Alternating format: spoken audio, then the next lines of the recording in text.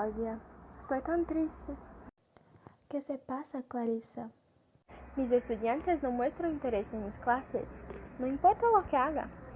Incluso hice un recorrido este fin de semana para llevar fotografías de pinturas rupestres para mostrar a los estudiantes, pero nadie prestó atención a lo que estaba diciendo. Bueno, Clarissa, yo entiendo tu situación, mas no sé por qué. Desculpem, professores, perdão por interromper. No hay problema, Sergio. ¿Pasó algo?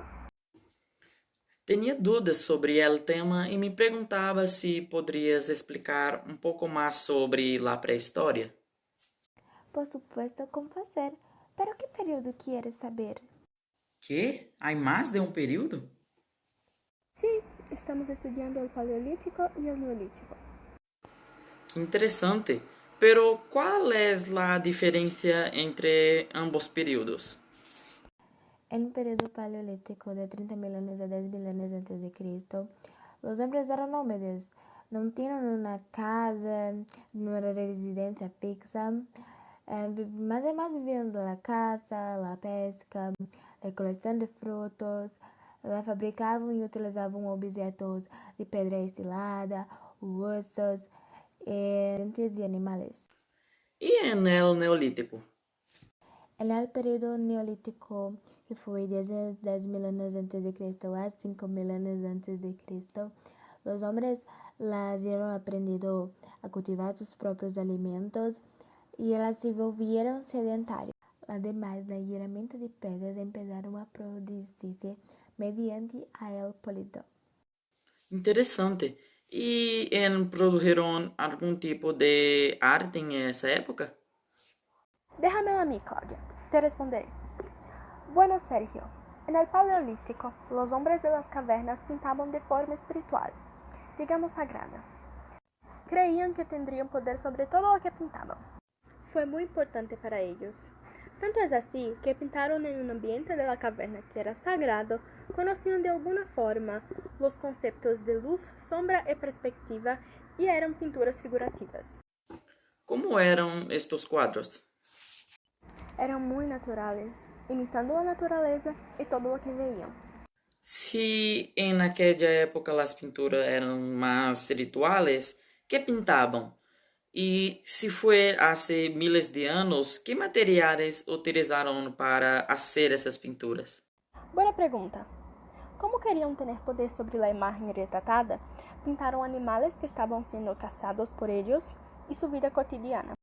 Y los materiales eran muy sencillos. Como no tenían pinceles, usaban sus manos.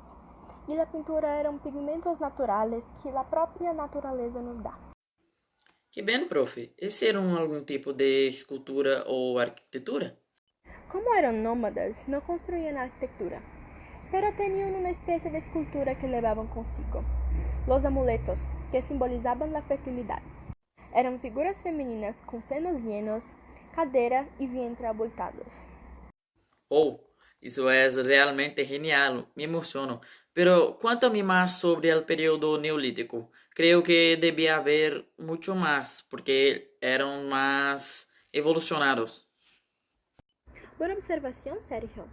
Sí, como estaban más evolucionados, aprendieron a hacer cerámica. Y en el contexto artístico pintaban sobre ellos.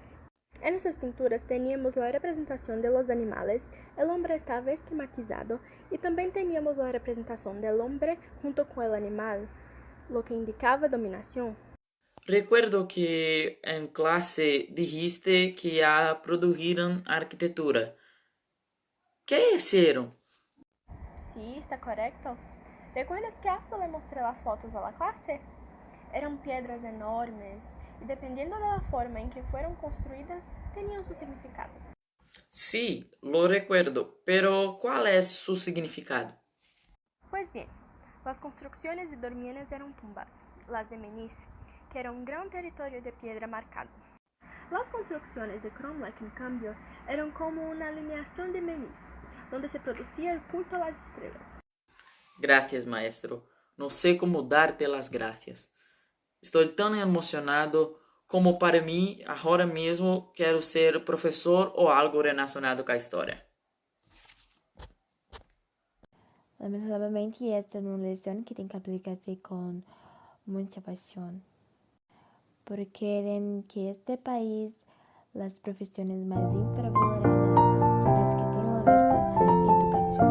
Asegúrate de que eso es lo que quieres.